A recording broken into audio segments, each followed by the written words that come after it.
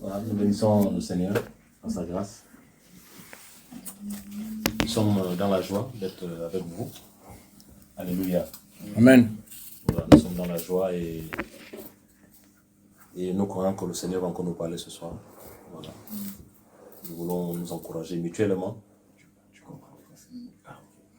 Nous voulons nous encourager mutuellement, voilà, et comprendre que non, que le Seigneur, ce n'est pas le nombre. Voilà, on est là pour s'encourager. Voilà, bénir le Seigneur. Et longtemps, nous étions là en 2019. Voilà, on est de retour en 2024. Voilà, on a vu en 2019 une belle œuvre que le Seigneur faisait à Stuttgart. Voilà, et on prie le Seigneur davantage qu'il relève davantage ses enfants et qu'il encourage vraiment ses enfants parce que c'est pas facile la marche. Et en venant dans l'avion, j'en ai parlé à mon frère Williams et le Seigneur me disait que le fardeau, que le véritable fardeau a disparu en Europe. Et quand il m'a dit ça, je suis arrivé au niveau de la France, j'ai partagé cela avec certains frères. Il me disait que le fardeau véritable a disparu. Voilà pourquoi ce soir, par la grâce du Seigneur, avec l'aide de l'Esprit du Seigneur, nous allons partager sur l'église de Laodicée. Voilà, l'église attachée au matériel et qui a perdu complètement l'amour du Seigneur.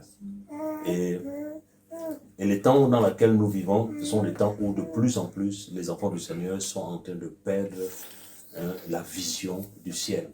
De plus en plus, beaucoup s'attachent à leur maison, beaucoup s'attachent à leur famille, à leurs enfants, beaucoup s'attachent à leurs biens et ils sont en train de perdre véritablement la priorité, la vision du ciel. Parce que lorsque nous lisons dans le livre de Actes des Apôtres, nous voyons quelqu'un, Pétros, qui dit « Je n'ai ni or ni argent, mais ce que j'ai, je te le donne au nom de Yeshua, lève-toi et marche. » On a vu que les premiers chrétiens, ils étaient pauvres de manière financière et matérielle, mais ils avaient la richesse qu'il fallait, ils avaient la vie véritable du Seigneur. Et l'Église actuelle vit complètement dans la tiédeur. Une tiédeur qu'on ne retrouve même plus, qu'on ne peut même pas parler. Une tiédeur, une manière de ne plus aimer les affaires du Seigneur, et ça, on en voit ça partout, partout, partout. Le Seigneur nous fait grâce un peu de travailler, de sillonner un peu, de voir un peu les frères et sœurs, de les encourager. Par la grâce du Seigneur, nous sommes au Gabon, mais le Seigneur me fait grâce beaucoup de travailler au niveau du Cameroun. Voilà, au niveau du Cameroun. Une belle œuvre s'est faite là-bas, par la grâce du Seigneur, et les missionnaires sont en train déjà d'aller un peu partout pour annoncer l'évangile dans tout le pays. Mais il a fallu faire un travail de fond, un travail de formation, voilà, un travail d'équipement, voilà, avec l'aide aussi du serviteur du Seigneur qui vient aussi de temps en temps nous encourager là-bas. Le travail se fait. Donc, on comprend que l'état actuel de l'Église des enfants du Seigneur, c'est la tiédeur. C'est vraiment la tiédeur. C'est vraiment la tiédeur. Et nous sommes dans cette époque-là où l'amour du Seigneur a complètement disparu. La passion du Seigneur, la passion véritable du Seigneur est en train de disparaître. Qu'est-ce qui se passe? C'est que si aujourd'hui on n'est pas enseigné, si aujourd'hui on n'a pas le discernement, on va se lier avec des personnes qui n'ont plus la passion du Seigneur, qui n'ont plus l'amour du Seigneur, et ils vont nous communiquer leur tiédeur. Voilà pourquoi de plus en plus j'aime être seul maintenant. J'aime être seul et marcher seul. Voilà, parce que je veux voir le Seigneur. Je ne veux pas perdre ce qu'il a mis dans ma vie. Voilà, et je ne veux pas marcher avec ceux qui sont dans le raisonnement. On peut s'encourager, on peut s'édifier mutuellement, mais je préfère être seul avec le Seigneur, marcher. On partage avec des frères qui craignent le Seigneur, mais par rapport à ce que le Seigneur me demande de faire, je préfère être seul parce que plus tu marches avec quelqu'un qui est dans le raisonnement, plus que tu marches avec quelqu'un qui, c'est la priorité de sa vie, c'est sa femme, ce sont ses enfants, ce sont ses voitures, ses maisons, ses machins, il va te communiquer la tiédeur. Bien sûr, c'est pas mauvais d'avoir une femme, c'est pas mauvais d'avoir des enfants, parce que tout ça, ça vient du Seigneur. Voilà, ça vient du Seigneur. Et c'est lui qui a dit qu'il n'est pas bon que l'homme soit seul. Mais on doit comprendre que, donc, en fait, que ce soit si le Seigneur te donne les enfants, les biens, la priorité, c'est le Seigneur. La priorité du Seigneur. C'est là qu'il a dit que tu aimeras Elohim de tout ton cœur, de toute ton âme, de toute ta force, de toute ta pensée. Voilà. Et cette manière de faire les choses maintenant, aujourd'hui, nous ne voyons plus ça. Nous ne voyons plus ça. Les apôtres l'ont prédit. Ils ont vu cela dans l'esprit. Merci, mon frère. Ils ont vu cela dans l'esprit que les temps qui vont précéder la venue du Seigneur, vraiment sera caractérisé par l'apostasie. Voilà, l'apostasie, voilà, quand on parle de l'apostasie, nous savons tous que c'est l'abandon de la foi. Voilà, nous avons deux manières de voir l'apostasie actuellement dans l'Église. C'est l'abandon véritable, c'est-à-dire que de manière visible comme ça, les gens abandonnent la foi. Les gens délibérément, les gens ne veulent plus du Seigneur.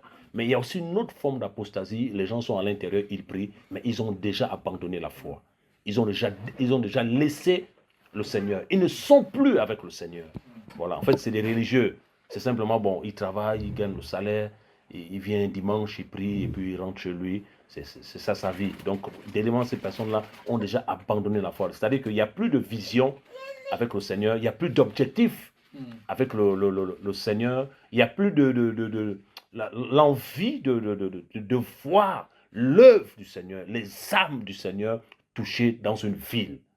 Voilà, parce que ce qu'on doit comprendre, c'est qu'aucune ville n'est difficile devant le Seigneur. Aucune ville n'est difficile devant le Seigneur. Voilà, aucun peuple n'est difficile devant le Seigneur. Voilà. Mais le plus important, c'est que l'église actuelle, le Seigneur n'est plus au centre comme au temps de l'église d'Éphèse. Le Seigneur est maintenant dehors. Il est dehors maintenant. En fait, la priorité, ce n'est plus le Seigneur. Et quand il dit que non, que là où 2 ou 3 sont assemblés à mon nom, je suis là. Mais à l'heure actuelle, quand on regarde les chrétiens actuellement, le Seigneur n'est plus au centre. Il n'est plus au centre. C'est le matériel qui est au centre. C'est la passion du bien-être qui est au centre. C'est ce qui est au centre maintenant. Or, quand on lit dans les Écritures, le Seigneur pouvait dire que non, en fait, il n'était pas contre le fait que David avait des biens. Il n'était pas contre, mais ce qui l'intéressait chez David, c'était l'adoration. L'adoration du roi. Malgré les biens qu'il lui donnait, David ne se fiait pas à ça, mais il continuait toujours à adorer le Seigneur. Avoir la passion du Seigneur. Avoir l'amour du Seigneur. Malgré même ses erreurs, il continuait toujours à suivre le Seigneur. Et il pouvait dire que non, que le zèle de ta maison me dévore. Alléluia. Amen. Le zèle de ta maison me dévore. Et ce zèle-là a disparu. Le zèle de ta maison me dévore. En fait, quand on parle du zèle, on parle de la ferveur, de la passion. Mais on ne trouve plus ça aujourd'hui chez les enfants du Seigneur. Ça a complètement disparu. Et Paul pouvait dire aux Corinthiens, dans 1 Corinthiens 15, que les mauvaises compagnies corrompent les bonnes mœurs. Donc si aujourd'hui, tu t'attaches à quelqu'un par familiarité, par compassion, par sentiment, et la personne ne veut pas avancer avec le Seigneur, la personne va te retirer en arrière. Il va te retirer en arrière. Et tu ne pourras pas faire ce que le Seigneur te demande de faire à cause des sentiments. Voilà pourquoi aujourd'hui, même dans la collaboration, il faut demander au Seigneur, Seigneur, conduis-moi vers ceux qui te craignent. Tous les jours, c'est ça ma prière maintenant. C'est ça ma prière maintenant. Et je me suis complètement séparé avec ceux qui ne veulent pas avancer avec le Seigneur, sans sentiment. Je me suis complètement séparé avec ceux qui ne veulent pas avancer le Seigneur. Parce que je sais une chose, que l'élévation ne vient ni de l'Orient, ni de l'Occident, selon le psaume 75, c'est Yahweh qui élève. Amen. Voilà, c'est-à-dire que même si quelqu'un a des biens et qui ne veut pas suivre le Seigneur, tu t'en sépares de lui, tu cherches le Seigneur. Et le Seigneur t'ouvrira des portes. Amen. Parce que la priorité, c'est le Seigneur. Amen. La priorité, c'est le Seigneur. Et je prie qu'au sortir de ce temps-là, que le Seigneur rallume la flamme qui était éteinte. Voilà, parce qu'on doit comprendre que non, que la priorité, ce n'est pas un homme. Voilà, la priorité, ce n'est pas une assemblée. La priorité, c'est le Seigneur. Et le Seigneur, dans l'intimité, nous rallume la flamme. Il nous rallume la flamme. Et lorsque le Seigneur nous donne une charge, lorsque le Seigneur nous donne un travail à faire, on ne regarde pas à l'homme. On ne regarde pas aux frères. On regarde au Seigneur. Parce que le Seigneur te demandera les comptes. le Seigneur te demandera les comptes. Voilà pourquoi on peut être là, même si on trouvait une personne, on devait partager la parole. Parce que le Seigneur, peut-être, il nous a déplacés pour cette personne-là. Et je disais aux frères que non, que peut-être le Seigneur, il sait que s'il y a des gens qui ne sont pas dignes de recevoir cette parole-là ce soir, il sait. Parce que c'est celui qui fait la sélection dans l'esprit. Celui qui connaît. Il dit dans 1 Samuel 16, à partir du verset 7, que l'homme regarde à ce qui frappe les yeux. Mais Yahweh regarde au cœur. En fait, l'homme impressionné, regardez un peu. Si vous venez aujourd'hui en Afrique, vous allez voir, il y a les poubelles. Vous allez voir, il n'y a pas d'infrastructure. Là, on est là-bas, il n'y a pas l'eau, il n'y a pas le courant. C'est compliqué les marchés. Et si vous venez ici, vous allez voir, oh, c'est tellement joli. Vous allez voir, non. Mais en fait, le Seigneur n'est pas impressionné par tout ça. Est-ce que vous voyez? Voilà, le Seigneur me l'avait dit un jour, qu'il n'est pas impressionné par l'Europe. Il n'est pas impressionné par les États-Unis. Il n'est pas impressionné par les villes, là. Ça ne l'impressionne même pas un peu. Il m'avait parlé de la nouvelle Jérusalem, où on nous dit que non, que la ville, les rues seront en pavé or. Montrez-moi une ville où les pavés sont en or. Il n'y a pas. Donc, en fait, les souffrances de maintenant ne sont pas comparables à la gloire à venir. Donc, ça veut dire quoi? Ça veut dire que, non, que tout ce qu'on a, ça va rester. Ça va rester, mes frères, mes sœurs. Ça va rester.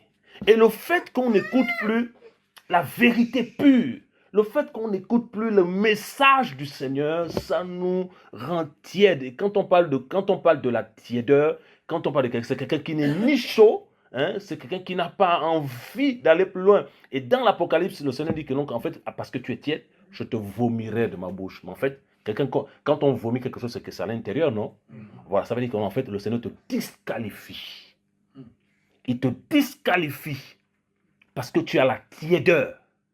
Parce que tu ne veux plus voir ses affaires avancer, parce que tu ne veux plus voir son œuvre, tu ne veux plus voir les âmes touchées, qu'est-ce qu'il fait? Il te disqualifie. Et quand il te disqualifie, il ne te dit pas ça. Il passe déjà à autre chose. Et tu te rends compte que tu vas tourner en rond et la charge du Seigneur donne ça à quelqu'un d'autre. Même si tu peux avoir une charge ici en Allemagne, un travail que le Seigneur te demande de faire, mais il se rend compte que non, que tu n'as pas pu faire ce travail-là à cause parce que tu es préoccupé à tes affaires, tu es préoccupé à ta famille. Qu'est-ce qu'il fait? Il prend quelqu'un d'autre qu'on ne connaît même pas, il donne la charge, il dit fais-moi le travail. Et lorsqu'il trouve que la personne est fidèle, en fait, la personne continue à travailler. Mais toi, tu ne sais pas que non, que tu peux venir commencer à prier, tu peux venir commencer à tout faire, mais le Seigneur t'a déjà abandonné depuis longtemps. Il a déjà passé à autre chose. Il a retiré le don qui est en toi, la charge qui est en toi, il a déjà donné ça à quelqu'un d'autre. Alléluia. Voilà pourquoi Paulos pouvait dire à la fin que non, que en fait, j'ai combattu le bon combat, j'ai gardé la foi, j'ai achevé la course. Paul savait qu'il n'était pas disqualifié dans son intimité avec le Seigneur. Il savait ça. La marche, maintenant là, le Seigneur est en train de revenir. La marche, c'est la violence maintenant là. C'est la violence. Le royaume des cieux est forcé. Et ce sont les violents qui vont s'en emparer. La violence. La violence. Donc, si tu n'as pas la violence spirituelle actuellement là, ce sera difficile. Et Yahweh, et Yeshua l'a prédit dans Matthieu 24, l'iniquité va s'accroître et la charité de plus grand nombre se refroidira. C'est-à-dire l'amour du Seigneur va se refroidir. Plus le monde va s'abattre dans le péché, plus les hommes, les femmes vont s'abattre dans le péché, l'amour des enfants du Seigneur vont se refroidir.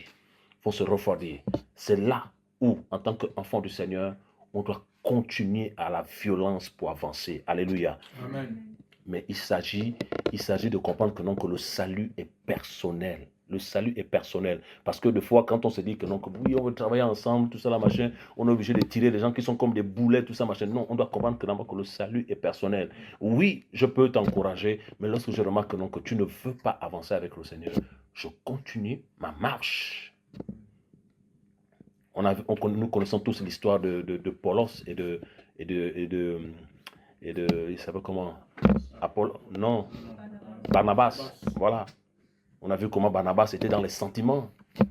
Voilà, parce que Marc les a abandonnés sur le chemin missionnaire, dans le champ missionnaire, mais il était dans le sentiment. Et Paul avait raison, parce qu'on ne peut pas emmener encore quelqu'un qui nous a laissés dans le champ missionnaire. Mais Barnabas, comme c'était son cousin, selon Colossiens, a préféré aller avec son cousin Voilà, et la Bible nous dit, on n'entend plus parler de Barnabas. Parce que les projecteurs étaient sur Paul. C'est Paul qui était le visionnaire. Mais Barnabas n'a pas compris ça. C'est Paul qui était le visionnaire. Voilà pourquoi quand on marche avec le Seigneur, chacun doit connaître sa place. C'est important. Et comment connaître sa place? C'est dans l'intimité avec le Seigneur. C'est dans l'intimité avec le Seigneur. Vous allez voir qu'aujourd'hui, il y a beaucoup de frères et sœurs que le Seigneur appelle, même dans cette œuvre-là où nous avons été formés. Vous allez voir que, non, que beaucoup de frères et sœurs, quand ils font, par exemple, quand ils arrivent quelque part, forcément, il faut faire réunion de réveil. Est-ce que le Seigneur t'appelle forcément à faire des réunions de réveil? Est-ce que tu as le mandat des réunions de réveil? Peut-être que le Seigneur t'attend seulement à encourager 2 ou 3 personnes, une personne, machin. Fais selon ce que le Seigneur te demande de faire. Voilà. Il ne faut pas suivre les autres parce que tel fait réunion de réveil. Tu ne sais pas le mandat qu'il a. Tu ne sais pas l'appel qu'il a.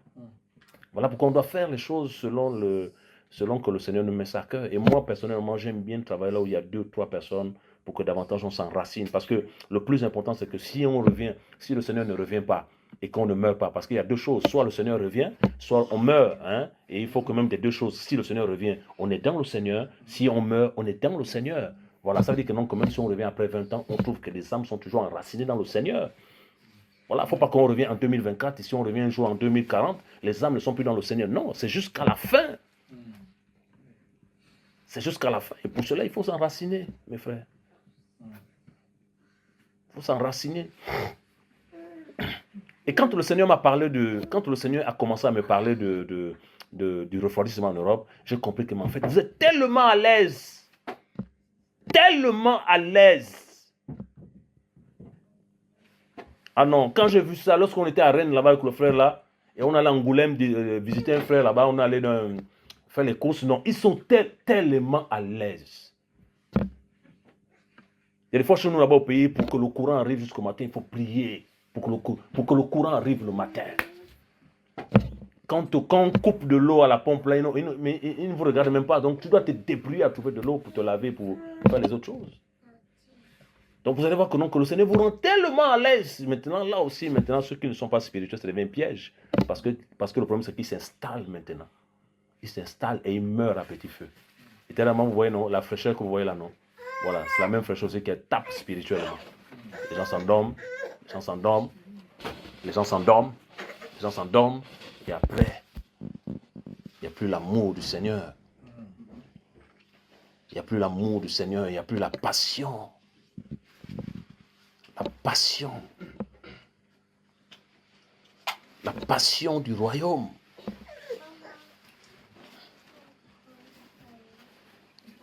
La passion du royaume est en train de disparaître. Vous allez voir des enfants du Seigneur aujourd'hui sans vision.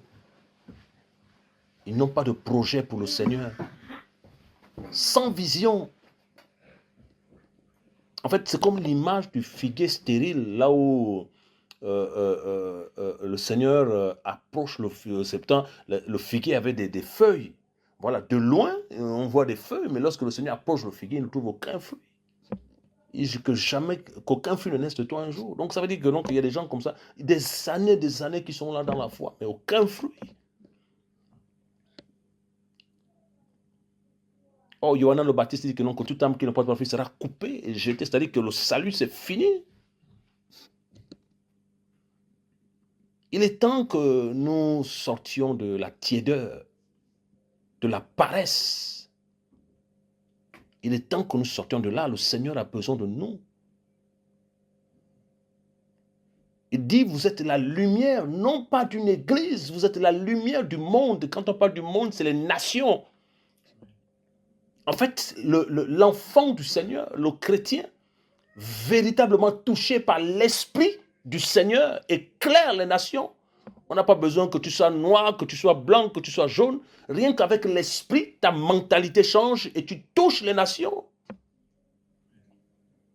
Mais aujourd'hui, l'ennemi a su introduire dans les cœurs, parce que nous savons tous que donc, au temps de Jérusalem, voilà, le temple était là-bas et l'ennemi a su introduire dans le temple les idoles. Mais le temple a changé aujourd'hui. C'est qui maintenant le temple? C'est nous. Alléluia. Et l'ennemi, il sait que le temple, c'est maintenant nous.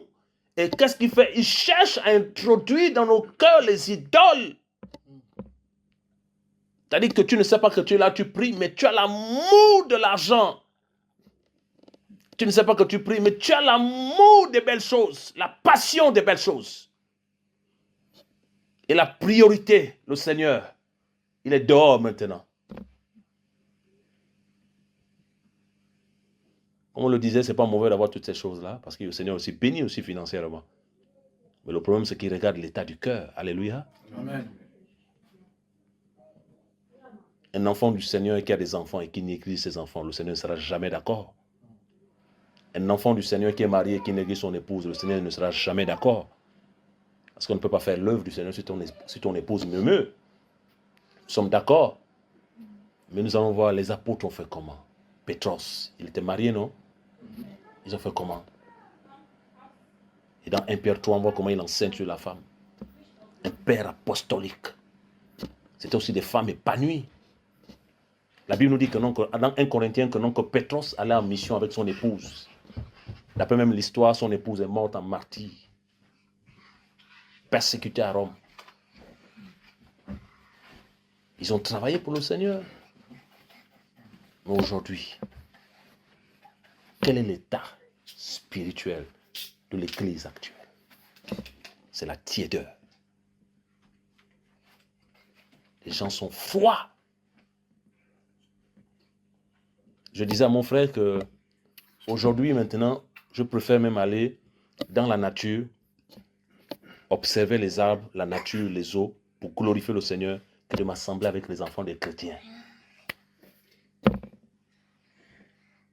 Parce qu'aujourd'hui, si vous vous assemblez, vous allez perdre le temps. Vous allez vous assembler avec des gens qui ne veulent pas du Seigneur, qui ne veulent pas que le royaume avance. En fait, ils ne veulent rien faire pour le Seigneur. Les veuves souffrent en Afrique, aux Philippines, partout, rien. Les sans-abri, rien. En fait, il n'y a plus cet amour-là pour le Seigneur. Parce que tu aimeras le Seigneur de tout ton cœur, de toute ton âme, de toute ta force, de toute ta pensée. Et tu aimeras ton prochain comme toi-même.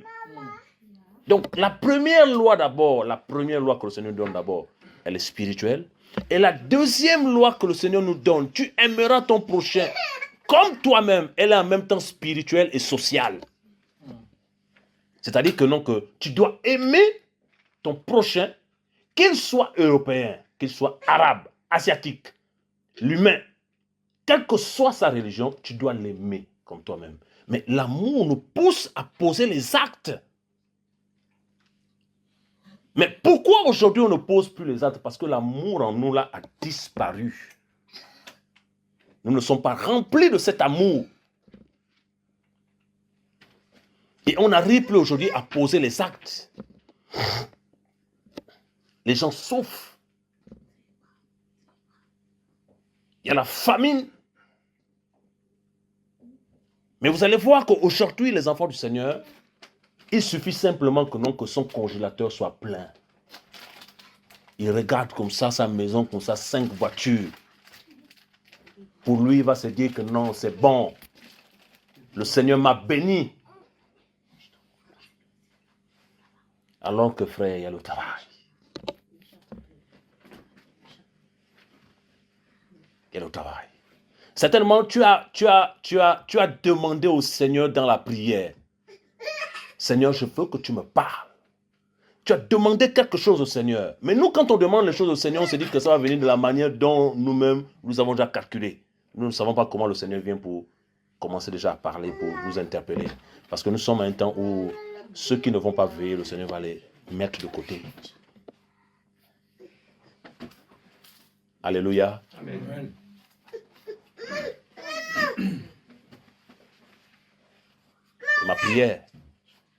Ma prière est que la flamme là, qui est en train de disparaître là, que le Seigneur rallume ça. Alléluia. Amen.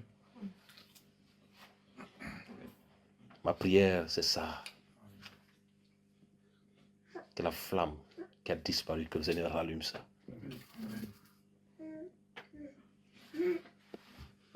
Tout à l'heure, les embouteillages qu'on vivait là, tout à l'heure, là, la soeur me posait la question, me disait, je ne riais pas, je regardais ça, je comprenais simplement que non, que c'était l'ennemi qui était derrière.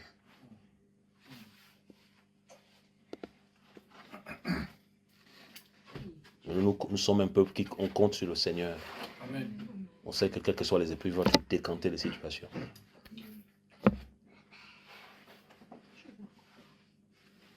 Il faut se réveiller, amen. Amen. Il faut se réveiller. Apocalypse 3, verset 14.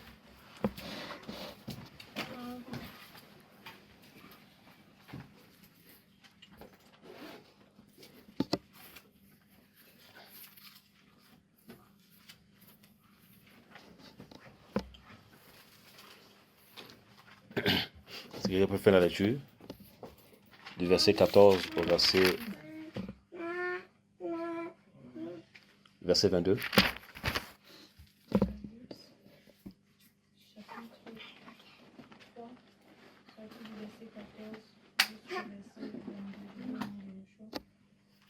Laodicée, l'assemblée apostate et matérialiste. Écrit aussi à l'ange de l'assemblée de Laodicée. Voici ce que dit l'Amen, le témoin fidèle et véritable, le commencement de la création des lignes. Je connais tes œuvres, parce que tu n'es ni froid ni bouillant, si seulement tu étais froid ou bouillant.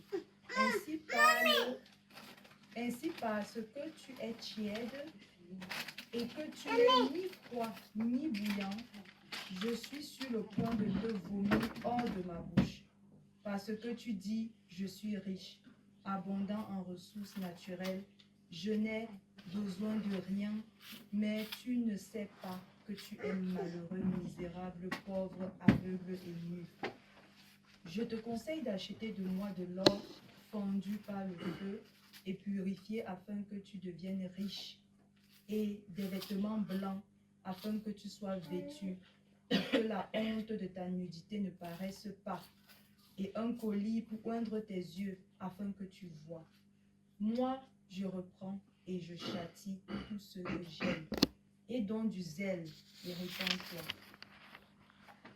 Voici, je me tiens à la porte et je frappe. Si quelqu'un entend ma voix et ouvre la porte, j'entrerai chez lui et je souperai avec lui et lui avec moi. À celui qui remporte la victoire, je donnerai de s'asseoir avec moi sur mon trône, comme j'ai moi-même remporté la victoire et je me suis assis avec mon Père sur son trône. Que celui qui a une oreille entende ce que l'Esprit dit aux assemblées. Alléluia. Amen. Voilà. Que celui qui a une oreille.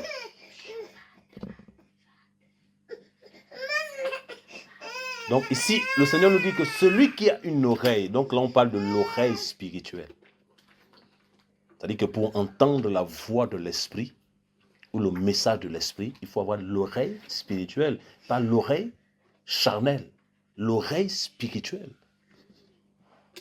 Et dans 1 Corinthiens 2, Paul nous dit que les choses spirituelles aux hommes spirituels, pas aux hommes charnels. Or, quand on voit l'église actuelle, on se rend compte que non, que en fait, beaucoup sont encore au stade de l'enfance. La chair, quand on parle de l'enfant, on parle de la chair.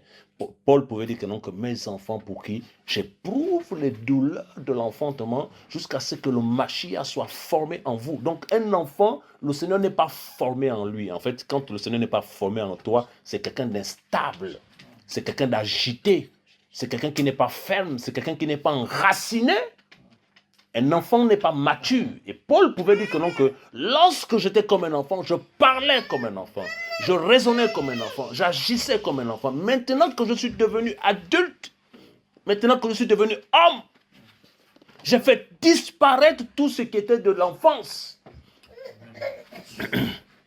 Or, l'église actuelle, l'ecclésia actuelle, est composé des enfants. C'est-à-dire que non, que tu peux être là, tu peux avoir 40 ans, la femme et les enfants à la maison, mais dans l'esprit, le Seigneur voit que tu es enfant.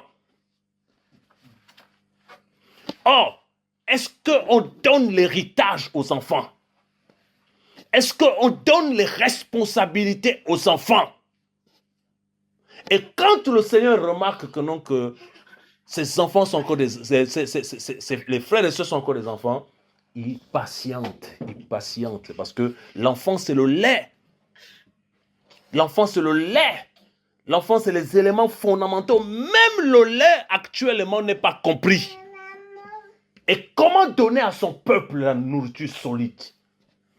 Parce qu'il dit la nourriture solide c'est pour les hommes faits. Pour ceux et celles qui sont prêts à supporter.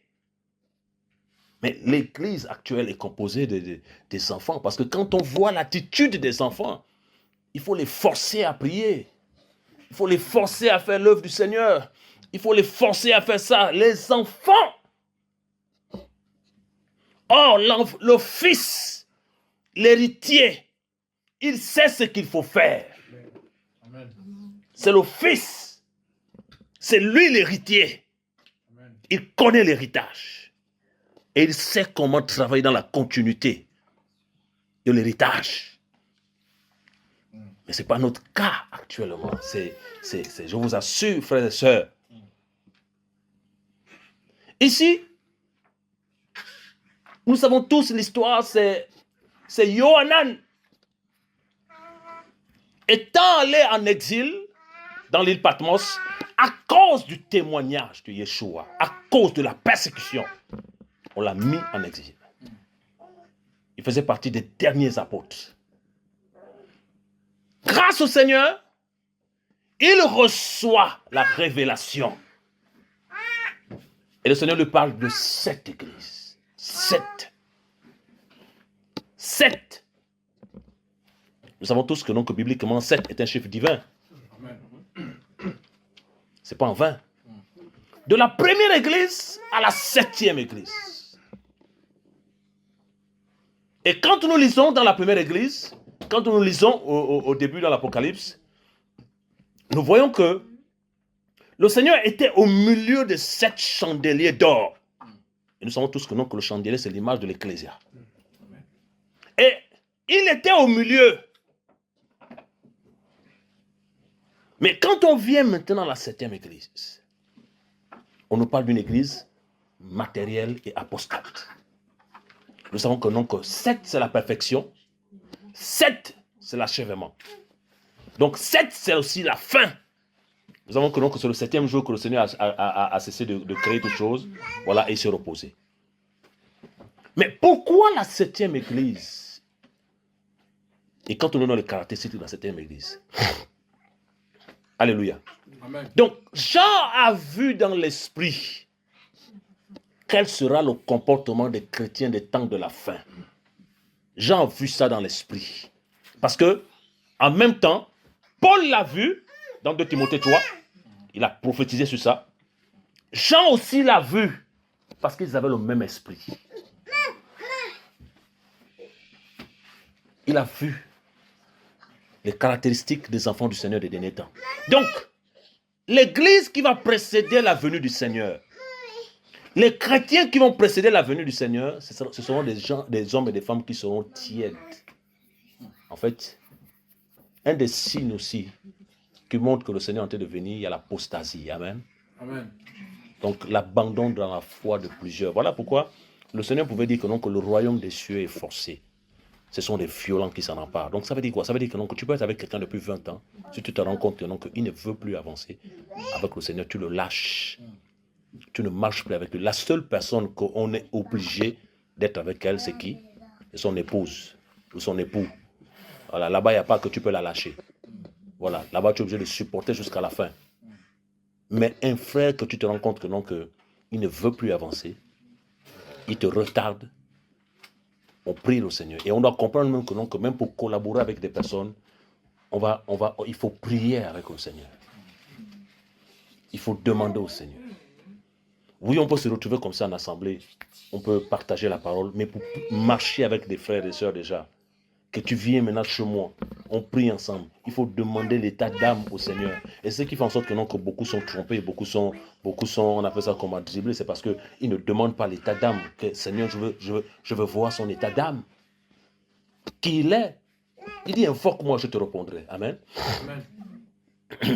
Qui il est?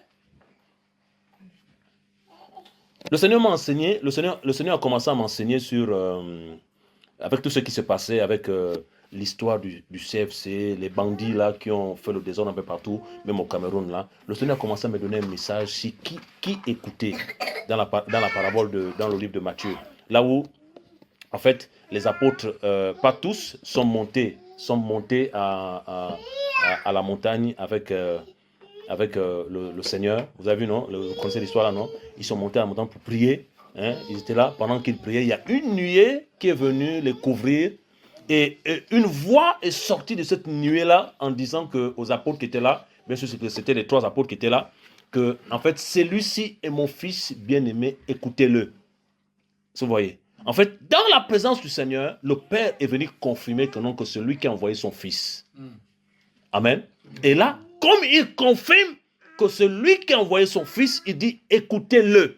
Donc ça veut dire quoi? Ça veut dire que, non, que si vous l'écoutez, c'est moi que vous écoutez. Parce que c'est moi qui l'ai envoyé. Amen. Donc le message qui viendra de lui, c'est un message qui vient du trône de la grâce. C'est un message qui vient du ciel. Parce que c'est moi qui l'ai envoyé. Alléluia. Amen. Mais nous aujourd'hui, on écoute des personnes, on se laisse enseigner par des personnes sans savoir qui ils sont.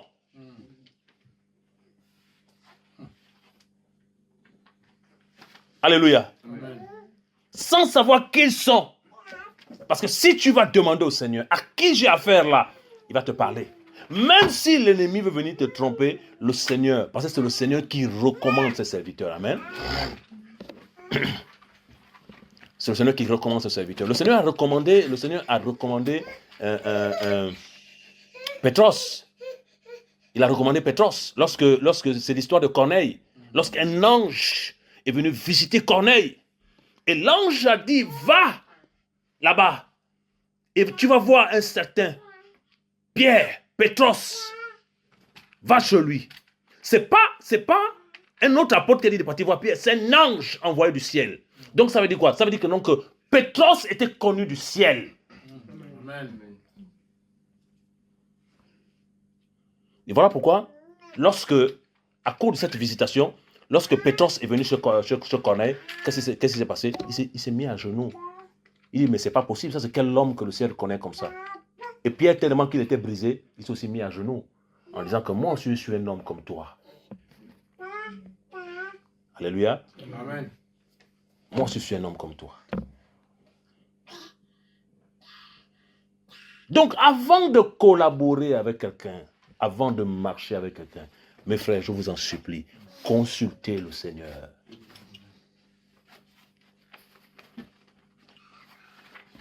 Même quand on te dit non, reçois ce frère-là chez toi, consulte le Seigneur.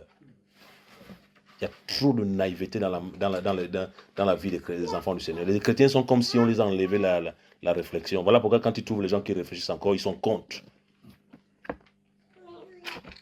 Parce qu'ils veulent trouver les maboules. Vous savez ça, non?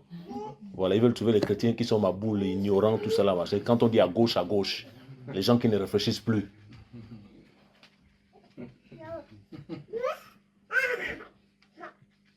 Alléluia. Amen. Est-ce que quelqu'un est courageux ce soir? Amen.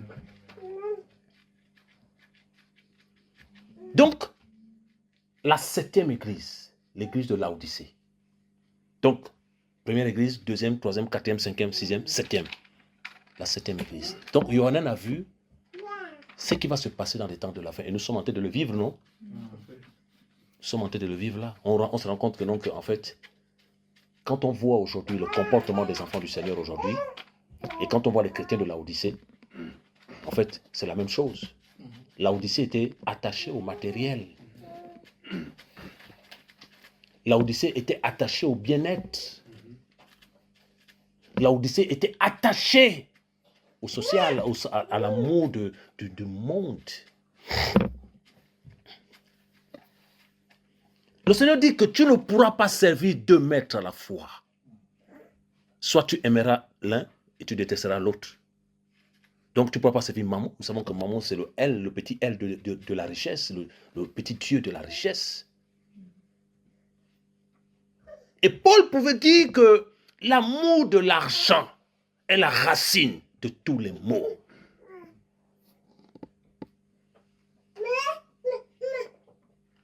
Aujourd'hui, vous allez voir que nous sommes dans une société où on a mis la foi de côté.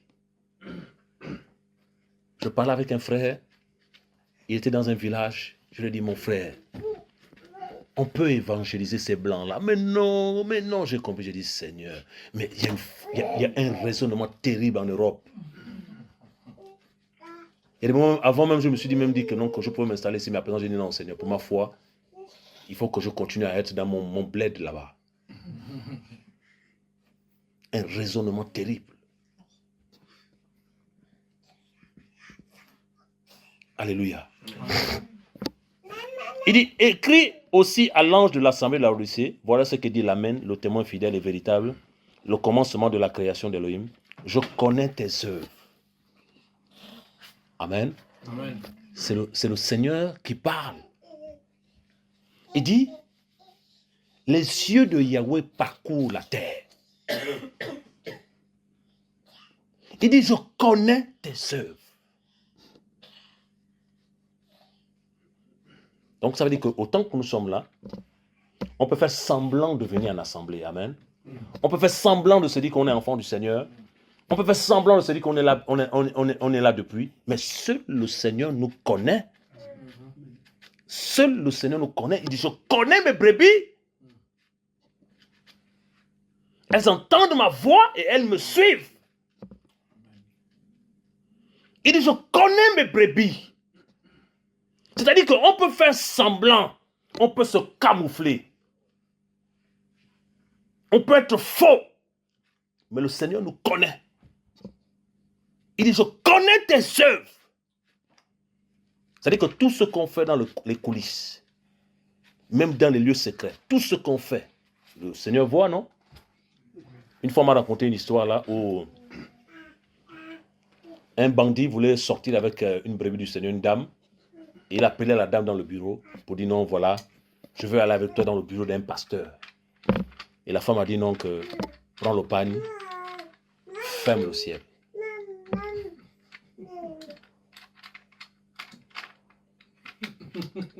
C'est pour dire que le Seigneur nous voit.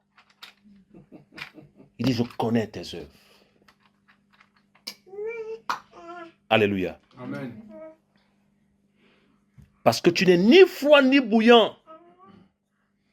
Si seulement tu étais froid ou bouillant. Il dit, tu n'es ni froid ni bouillant.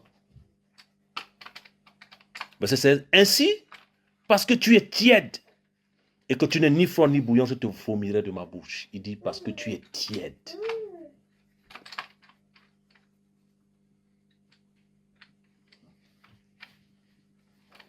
Vous avez vu quelqu'un qui est tiède, non? C'est-à-dire qu'une eau qui est tiède, là, tu n'as même pas envie de la boire. Il dit, parce que tu es tiède, je te vomirai de ma bouche. Ça veut dire quoi? Ça veut dire que, donc, en fait, il était d'abord à l'intérieur, non? Voilà, maintenant, en fait, tellement que la personne est tiède, parce que un arbre, quand on plante un arbre, c'est pour porter du fruit, amen. Amen. Voilà, c'est pour jouer le rôle pourquoi le Seigneur plante cet arbre. Et il le dit dans les paraboles que cet arbre occupe la terre inutilement.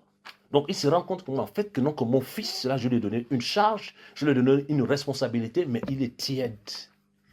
Il dit, je te vomirai de ma bouche. En fait, fini le salut, je te rejette. Je te vomirai de ma bouche. Alléluia. Amen. Parce que tu dis, je suis riche, abondant en ressources matérielles, et que je n'ai besoin de rien. Donc, en fait, Jean a vu que les chrétiens des temps de la fin vont plus travailler pour le matériel. Jean a vu que l'Église qui va précéder la venue du Seigneur, elle sera attachée au monde, au matériel, au bien-être. Il a vu ça dans l'esprit. Parce que la Bible nous dit que non, que le rôle de l'esprit, c'est aussi de nous annoncer les choses à venir, non? C'est-à-dire que non, que pendant qu'ils étaient là, ils ont vu le siècle dans lequel nous vivons là. Parce que l'esprit, c'est Elohim, non? Amen. Il a vu. que ceux-là, l'amour du Seigneur va disparaître.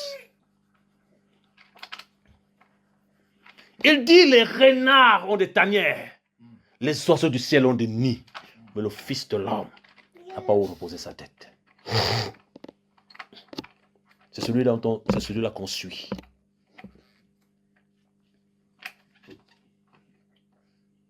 C'est pas mauvais d'avoir une maison, mais il savait il savait quelle était sa mission sur cette terre. Amen. Amen. Il savait.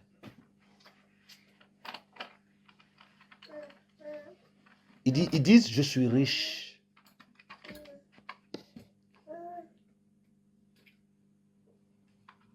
Abondant en ressources matérielles. Et le Seigneur dit que, on va aller doucement pour comprendre. Amen. Amen. Il dit, parce que tu dis, au verset 17, parce que tu dis que je suis riche, abondant en ressources matérielles, et je n'ai besoin de rien. Mais tu ne sais pas que tu es malheureux, misérable, pauvre, aveugle et nu. Amen. Amen. Il dit, mais tu ne sais pas que tu es malheureux, misérable, pauvre. Donc en fait, lui se dit riche. Mais le ciel dit qu'il est pauvre. Amen. Donc on comprend que la richesse selon Elohim, ce n'est pas le matériel.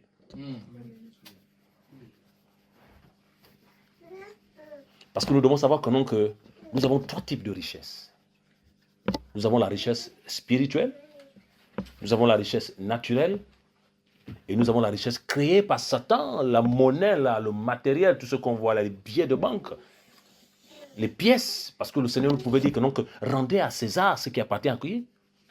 À César. Et de qui porte l'effigie des billets que nous avons là? Est-ce que c'est du Seigneur? Est-ce qu'on a vu dans ces billets-là, on a vu un verset biblique? Voilà, et nous savons tous que selon Apocalypse 18, que le système monétaire bancaire va s'écrouler.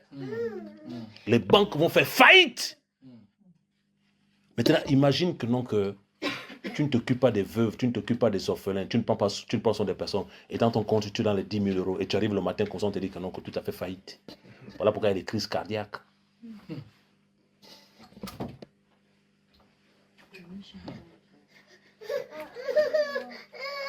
Alléluia. Amen. Il montre par là que la vraie richesse, et Paul le dit dans Ephésiens 1 à partir de verset 13, nous sommes bénis de toutes sortes de bénédictions dans les lieux célestes. C'est-à-dire que la véritable richesse, d'abord, elle est spirituelle. Après, c'est la richesse naturelle, la forêt, les eaux, la nature, les enfants, les animaux, c'est la richesse qui vient du Seigneur. Mais les billets de banque là, les immeubles là, tout ça là, ça ne vient pas du Seigneur. Vous avez vu ce qui s'est passé en Turquie? En combien de temps que ceux qu'ils ont construit en nombre d'années, tout ça, machin, vous avez vu ce qui s'est passé dans d'autres pays là? Tremblement de terre, tout ça disparaît en quelques minutes. Ça veut dire que ce que tu as travaillé en 15 ans, 50 ans, le Seigneur t'arrache en quelques secondes.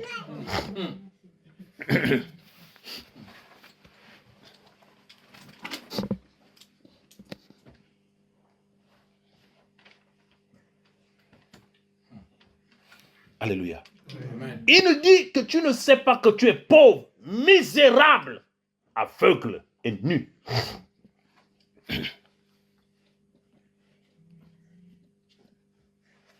Quand on parle de la nudité, on parle du péché.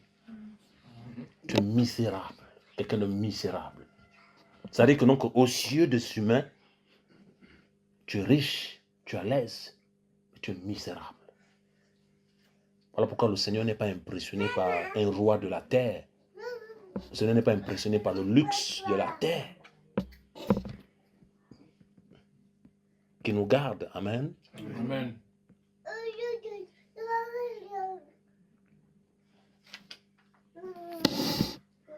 Et au verset 18, il dit, je te conseille d'acheter de moi de l'or fondu par le feu, purifié, afin que tu deviennes riche, et des vêtements blancs, afin que tu sois vêtu, et que la honte de ta nudité ne paraisse pas. Et un collier pour oindre tes yeux, afin que tu vois. Ça veut dire que, quand il dit un collier pour oindre tes yeux, afin que tu vois, ça veut dire que non, que les chrétiens du temps de la fin seront aveugles, non?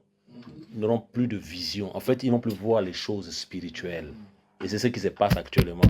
Il y a des gens que vous allez forcer, ils ne peuvent plus rien faire. C'est fermé là. Il n'y a plus de vision. Quand on parle de vision, on parle de projet. Amen. Amen. Quand on parle de vision, on parle de prendre des initiatives pour que le royaume avance. C'est pas encore le Seigneur c'est pas encore le Seigneur, c'est pas encore un ange qui va descendre du ciel pour dire que donc faites des veillées à Stuttgart. C'est pas un ange qui va encore descendre du ciel pour dire que donc faites des rencontres, des prières, allez là-bas, allez là-bas. C'est pas un ange qui va encore descendre. Non, le Seigneur a dit tout est accompli. Mais comme les gens sont devenus aveugles, les gens ne voient plus rien. Alléluia. Amen. Il dit, moi je reprends et je châtie tout ce que j'aime. Et donc du zèle et réponds-toi. Donc malgré le fait que cette assemblée avait abandonné le Seigneur, mais il vient encore les reprendre en leur disant que non, mais en fait, je vous aime. Amen. Je vous aime. Il dit, aie donc du zèle et réponds-toi. Donc, les chrétiens qui vont précéder la venue du Seigneur n'auront plus le zèle.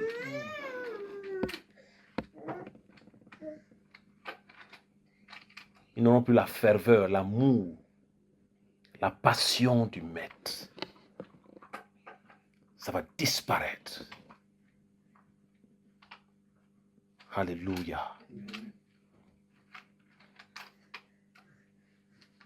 Ça va disparaître.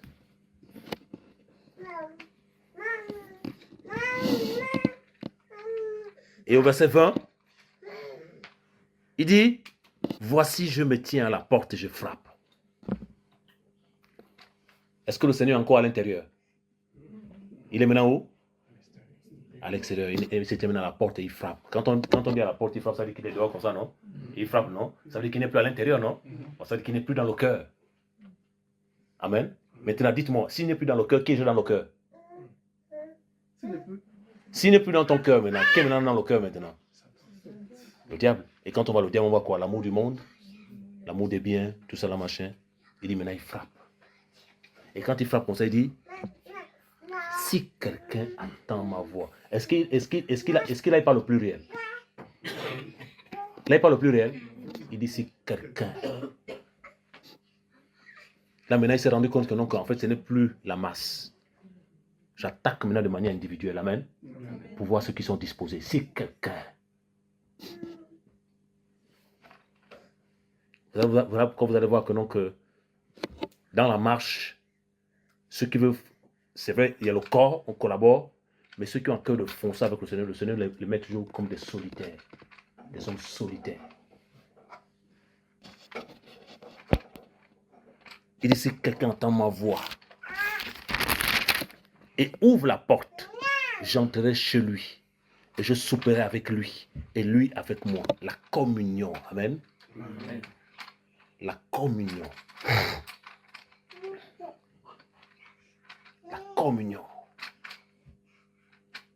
Je souperai avec lui et lui avec moi. Donc ça veut dire qu'à chaque fois qu'on ouvre la parole du Seigneur, amen, on est en train de souper avec lui.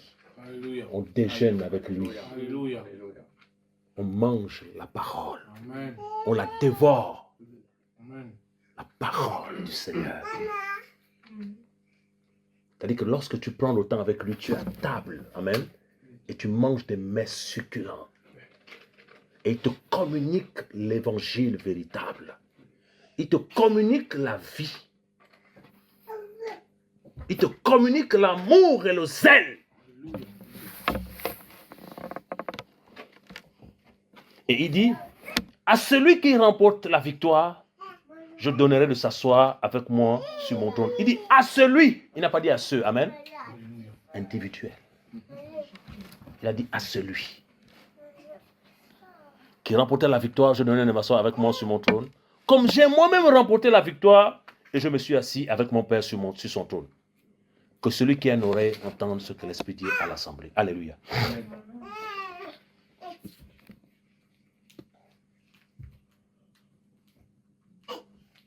Donc, si vous voyez aujourd'hui que les enfants du Seigneur, ils ne veulent plus, c'est la prophétie biblique, c'est là. Le Seigneur a parlé de l'apostasie, de l'abandon de la foi. Le Seigneur a prédit cela. Et Paul aussi en a parlé. On va prendre 2 Timothée 3.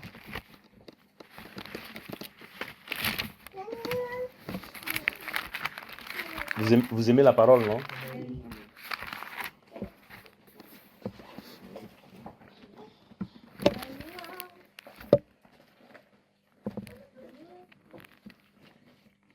De Timothée 3, verset 1, si quelqu'un peut me faire la lecture, jusqu'au verset...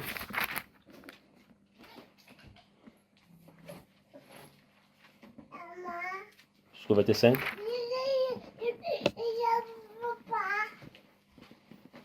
2 Timothée, 3 à partir du verset 1 jusqu'au verset 5. 2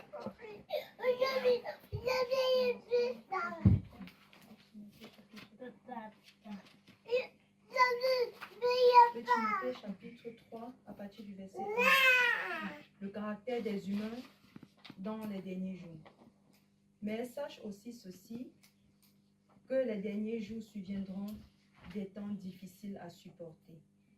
Car les gens seront amoureux d'eux-mêmes, aimant l'argent, fanfarons, orgueilleux, blasphémateurs, rebelles à leurs parents, ingrats, sans religion, sans affection naturelle, sans loyauté, calomniateurs, sans autocontrôle, cruels, opposés à la bonté et aux hommes bons, traîtres, téméraires, enflés d'orgueil, amis des voluptés plutôt qu'amis d'Élohim, ayant l'apparence de la piété, mais ayant régné la puissance.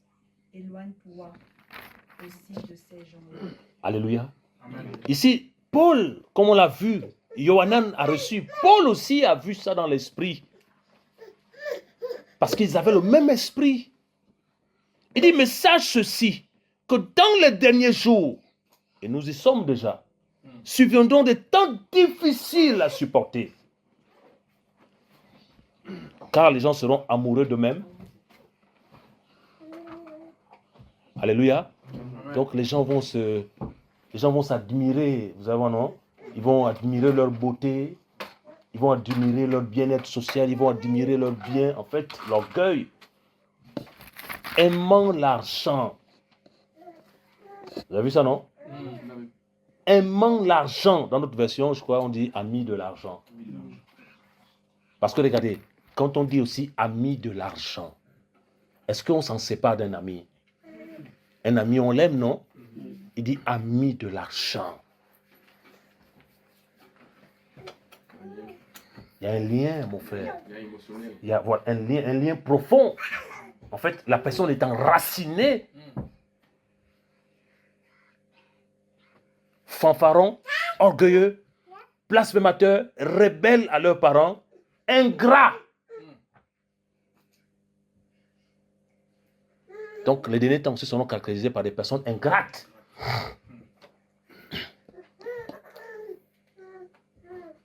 Sans religion, sans affection naturelle, sans loyauté, calomniateurs, sans autocontrôle, cruels, opposés à la bonté et aux hommes bons. Ça veut dire que non, en fait, on dit opposés à la bonté et aux hommes bons. Ça veut dire que les hommes bons, c'est les véritables fils du Seigneur. Amen. Amen. Ils vont s'opposer aux enfants du Seigneur véritable. Donc, une des caractéristiques aussi des temps de la fin, c'est que les faux vont attaquer les vrais. Ils vont salir ton nom. Ils vont t'accuser faussement. Alors que tu n'as rien fait. Le Seigneur pouvait dire dans le livre des évangiles que non, qu'ils m'ont haï gratuitement. Ils n'avaient rien fait. Des fois, tu vas te rendre compte que non, que quelqu'un te déteste, mais tu n'as jamais pris sa femme. Quelqu'un se déteste, tu n'as jamais pris sa carte bancaire. Quelqu'un te déteste, mais tu n'as jamais rien fait. Mais il te déteste. Mais pourquoi il te déteste? Parce que nous avons deux races. Amen. Amen. Nous avons la race de vipère et la race élue. Amen. Amen. Et dans le livre de Genèse, on dit que non, que je mettais inimitié entre toi et la femme, entre sa postérité et ta postérité. Donc il y a une guerre. Donc quand tu vois quelqu'un qui déteste un vrai enfant du Seigneur qui porte le fruit, comprends que lui là il n'est pas du Seigneur. Parce que la Bible nous dit dans le livre de Yohanan que non, que celui qui n'aime pas son frère n'aime pas aussi le Seigneur. Alléluia. Amen.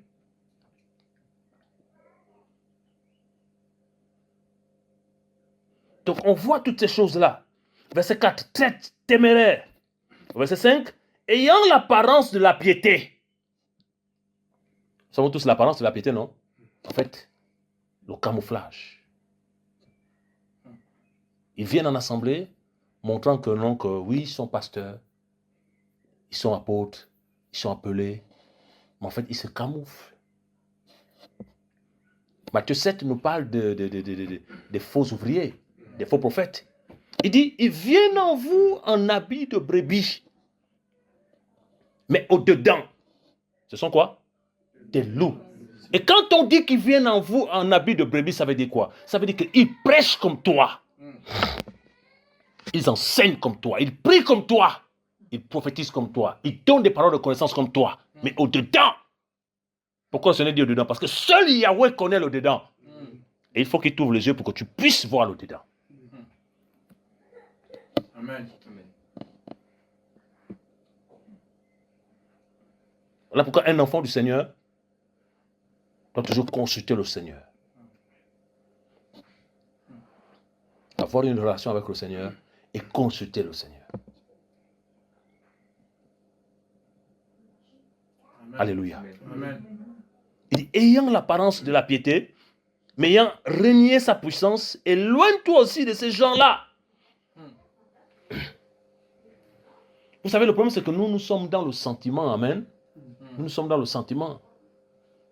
Moi, personnellement, c'est quelque chose que le Seigneur est en train de travailler dans ma vie, que quand je remarque que quelqu'un ne veut plus avancer avec le Seigneur, je m'en sépare. Je m'en sépare. Parce que ce n'est pas une église qui va me sauver, amen. Amen. Voilà.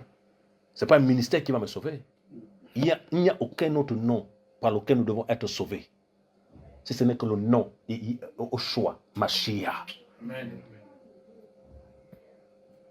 Donc, si je viens quelque part et que le maître n'est plus au centre, mais qu'est-ce que je fais là? Mais il y a une chose qu'il faut comprendre. Pour savoir que le maître n'est plus au centre, il faut avoir l'intimité avec le Seigneur. Alléluia. Amen. Il faut avoir la relation avec le Seigneur.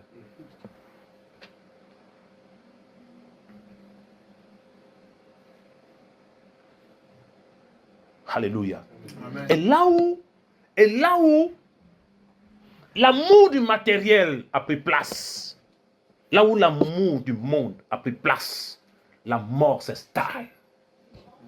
Et quand on parle de la mort, c'est l'absence de la vie. La vie, c'est le Mashiach. Et un lieu qui a la vie, des frères qui ont la vie, ça se ressent dans l'esprit. Alléluia. Et nous allons prier pour que le Seigneur chasse la mort de Stuttgart. Alléluia. Amen. Que la mort qui s'est installée, nous chassons cela. Amen. Au nom de Yeshua. Au nom de Yeshua. Nous allons chasser cela.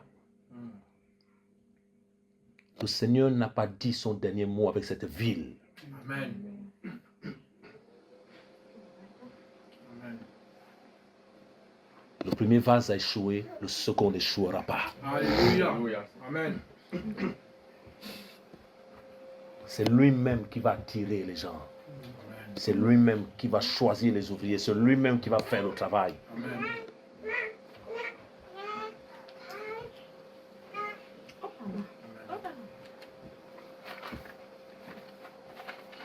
Parce que là où il y a la mort, on n'aime plus la prière, c'est ça, non? Là où il y a la mort, on n'aime plus l'enseignement.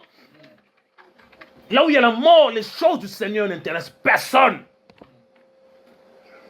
Le Seigneur pouvait dire que le zèle de ta maison me dévore. Le zèle de ta maison me dévore.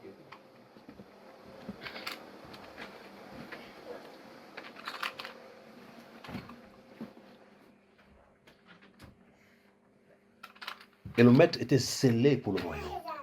Amen. Zélé pour les âmes. Dans le livre de Yohanan, le Seigneur dit à Pétros, si tu m'aimes, Pétros, paie mes brebis. Pète se nourrir. Pète se prendre soin. Pète s'encourager. Pète se veiller. Il dit si tu m'aimes. Il n'a pas dit à Pétros, si tu aimes les brebis, là, il a dit si tu m'aimes. Avoir la charge du troupeau, c'est une souffrance. Mais l'amour du Seigneur en toi va te consoler. Et va te donner la force de terminer la marche. Pas l'amour des âmes, mais l'amour du Seigneur en toi. Parce que si tu aimes le Seigneur, tu vas aimer les âmes. Alléluia. Et si tu aimes le Seigneur, tu ne vas pas manipuler les âmes. Tu vas les servir. Et lorsqu'ils te servent, tu seras dans la crainte. Parce que tu aimes le Seigneur. Et nous savons tous que aimer le Seigneur, c'est garder la parole. Amen. Alléluia. Tu peux venir en assemblée, on peut t'appeler dirigeant, pasteur, autant tu peux venir en assemblée. Mais si tu ne gardes pas la parole, c'est que tu n'aimes pas le Seigneur.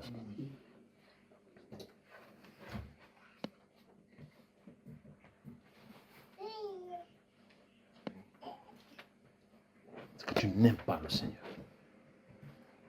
On doit aimer le Seigneur. Alléluia. On doit être passionné du Seigneur.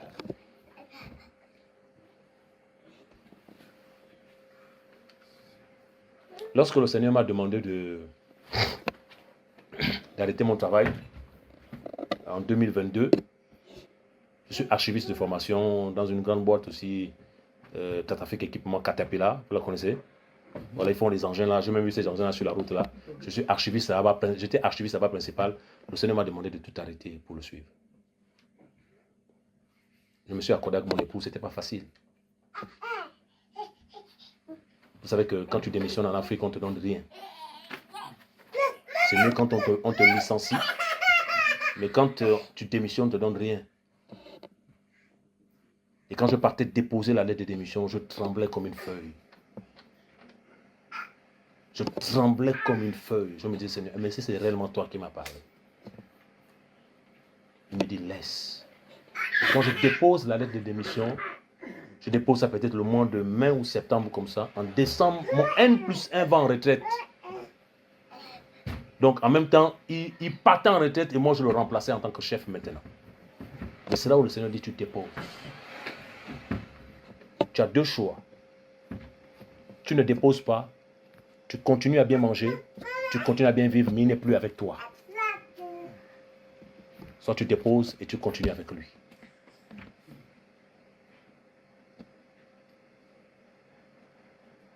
Alléluia. Amen. Et ce n'était pas facile. Mais j'ai compris que donc, quand tu plonges avec le Seigneur, la Bible l'appelle fidèle et véritable. Amen. Il ne faut jamais faire cela quand le Seigneur ne te dit rien.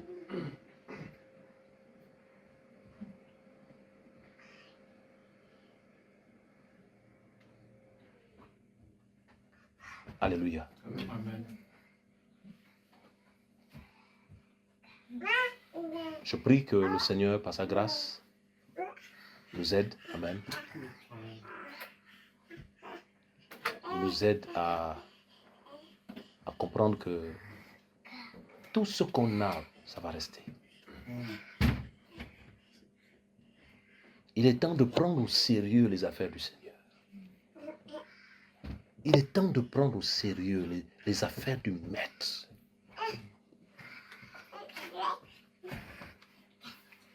Il est temps de considérer le Seigneur.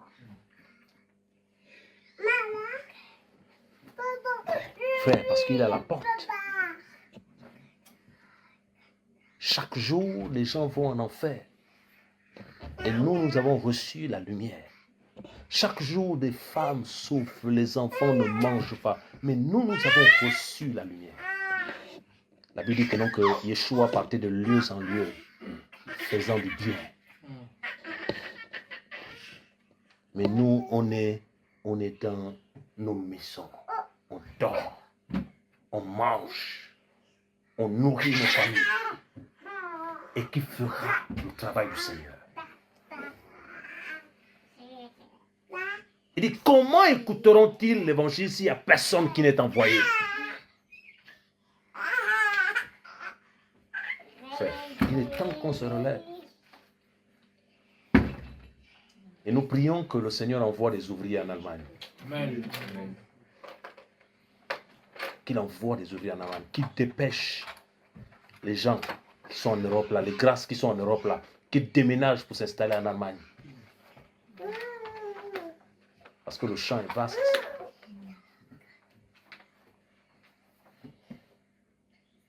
Alléluia. Amen.